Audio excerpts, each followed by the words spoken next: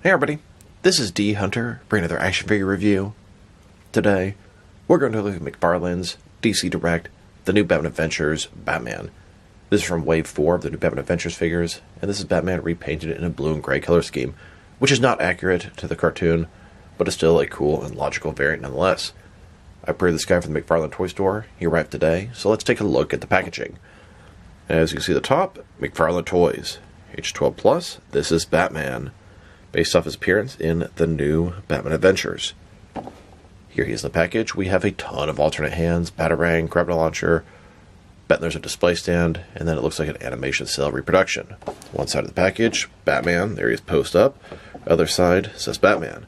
At the back, here he is posed up in the blue and gray color scheme, and at the bottom, there's the barcode if that helps. So with no further ado, let's open him up. And of course, I did get two of these figures, one of which to open and enjoy, the other one to keep unopened in my complete Batman and related unopened action figure collection. Here he is, next to the previous version of the new Batman Adventures Batman. This is done in the black and gray color scheme and is accurate to the show. Notice how they've made the packaging smaller. And I did get the entire bundle from the McFarlane toy store. After utilizing the bundle discount, the coupon code, my Platinum membership discount, I got 6 figures and paid significantly less than retail, even after taxes and shipping.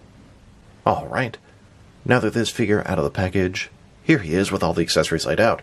We have a display stand, an animation cell reproduction, it looks like 7 alternate hands, totaling 9 interchangeable hands, gravity launcher, and batarang. Before we load all that, let's talk about and check out the figure. So this is Batman based off the new Batman Adventures, which was Season 4 of Batman the Animated Series. They revamped the animation, kind of went a cheaper route, and most of them had downgrades. Their proportions are a little bit off, but I do love Batman the Animated Series, and I love the new Batman Adventures. I do prefer the looks from Batman the Animated Series. Now, this is the first time they've ever done something quite like this before. A blue and gray variant of the new Batman Adventures Batman. McFarlane did do something kind of similar in their multiverse line. We'll check that out later. But he never actually appeared this way. He was always in either really, really dark blue or black and gray colors. He has the big, broad shoulders, super exaggerated chin. Now, biggest complaint about this figure, it's like he has no mouth. I can see it sculpted there, but they could have made it just, I don't know, a little darker, or a little black line there would have really helped. It looks like he has no mouth. He's got white eyes, triangle sort of slits, medium-sized ears, big, broad shoulders, very exaggerated proportions in the chest, the jaw, very thin legs kind of compared. It is single-jointed elbows, single-jointed knees. This is that same sculpt, more or less, from the original Wave 1 of DC Direct Batman the Animated Series figures. They led off with the new Batman Adventures Batman in black and gray. And yeah, they changed a couple things, but for the most part, they're still using that same figure from well over 10 years ago. And it works. I mean, it looks like he looked in the show. And I think this is a pretty cool variant. Always liked me, this sort of blue and gray color scheme on Batman. And seeing the animated one like that, it's kind of neat. And a closer look at its face and head sculpt. Looks like the ear is a little bit warped, probably from the packaging. I can get some hot water and fix that pretty easily. Super, super large jaw. Think Jay Leno. I don't know, I just feel like a little line in the mouth would have made a big difference. I can totally see it, but it's like very subtle. You don't see it unless you're sort of looking for it. Looks great from the side profile. It definitely looks pretty accurate to the source material. I went ahead and dipped his head into some hot water, kind of reshaped the ears. Looks a lot better now. And then here's the figure, broken down as far as he can go with all of his removable parts detached. Now let's check out his accessories. So let's start off with the animation cell reproduction. As you can see, it's an image of Batman from the new Batman Adventures. Is there anyone that actually cares about these things? I sure don't, and I can't imagine there's anyone that actually wants something like this to sort of prop and take a whole bunch of space and display. On the back side, you can punch this thing out, display it like a picture frame. And it says it's from the episode of Legends of the Dark Knight, Season 2, Episode 6, which doesn't really make any sense because there was only one season of the new Batman Adventures, which was Season 4 of Batman the Animated Series. So if it said Season 1, I would kind of understand. Or if it said Season 4, I'm not sure where they got Season 2 from. Here's his display stand. It comes in 3 separate pieces. When put together, it looks like this. We have the base saying New Batman Adventures and a post leading to the top with this little clamp to hold your figure in place. Now let's look at his hands. He has a total of 9 of them. 4 left hands and 5 right hands. Here he is with his first pair of hands. These are his fists. And here's his second pair of hands. This is a pair of gripping hands. And then his third pair of hands. This is a pair of gripping hands with small slits for grips. And his fourth pair of hands. This is another pair of gripping hands. I believe these are intended for the Batarang. And he has 1 additional right hand. This one has a grapnel launcher permanently attached. And then he has 2 more accessories, a couple of bat gadgets. We have that same grapnel launcher, but this one is separate and doesn't fit his hand very well, so then we gave you the hands holding it. And we have this Batarang, very small. Of course, both are done in the blue color scheme for this figure set. Now he can't hold this grapnel launcher with his traditional gripping hand. This smaller hand can sort of halfway hold it. That's about the best you can get it to look. Kind of awkward. That's why they came with the hand pre-posed with the grapnel launcher. And here's Batman holding and getting ready to throw the Batarang. The Batarang hand could have done a little bit better. It's hard to get the Batarang in there. It's just sort of balanced right now. Now to check out the differences and similarities between this Batman, the blue version, and McFarlane's black and gray version from Wave 1 of the New Batman Adventures. It is 100% the same figure, same sculpt, same articulation, totally different color scheme. You can see in this one here, I don't know, the mouth, I guess I can see a little bit more on him for some reason. They're not really painted that differently, but this one has what looks like absolutely nothing going on there. It just sort of bothers me. Biggest complaint about this figure. I really like the darker gray. I like the blue.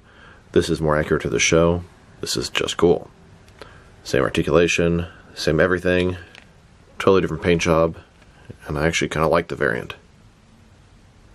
This is now actually the 3rd version of the New Batman Adventures Batman that McFarlane has made. This first one here was cel-shaded, had a slightly different cape, and that one was from the first wave of DC Direct animated things McFarlane made, and that was a wave DC Direct was going to make, but it was canceled.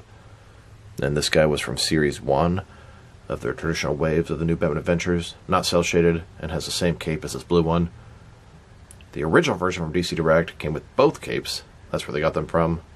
And then speaking of, here he is next to the original DC Direct version from Series 1 of their animated line.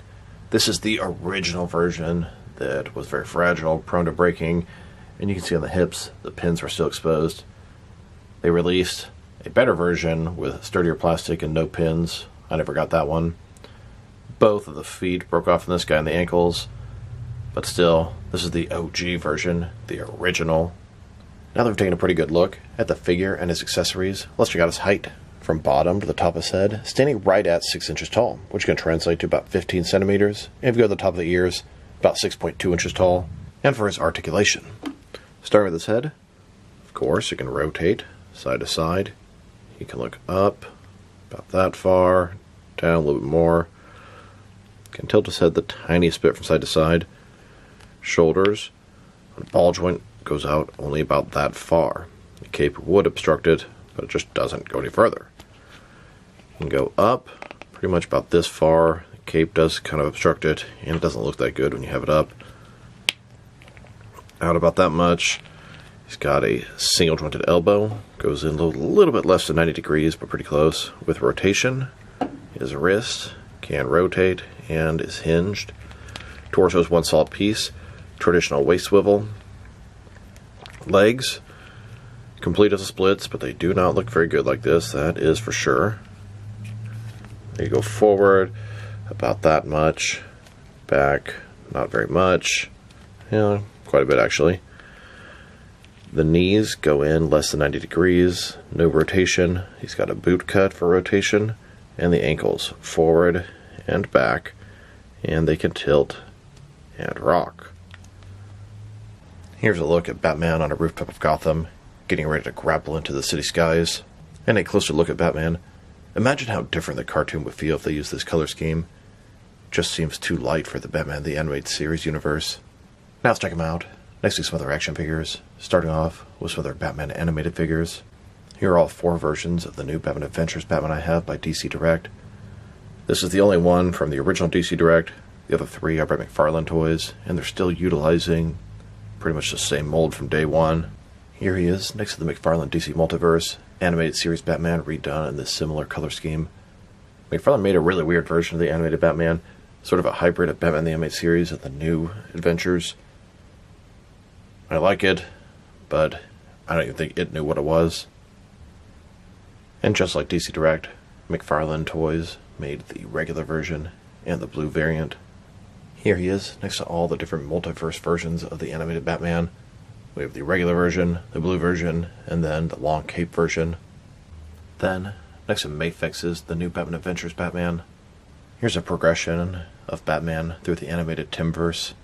We have Batman the Animated Series, The New Batman Adventures, Justice League Unlimited, and then Batman Beyond. Now let's check him out with some other recently released DC Direct animated figures. Here he is with the rest of his wave. This is wave 4 of the New Batman Adventures.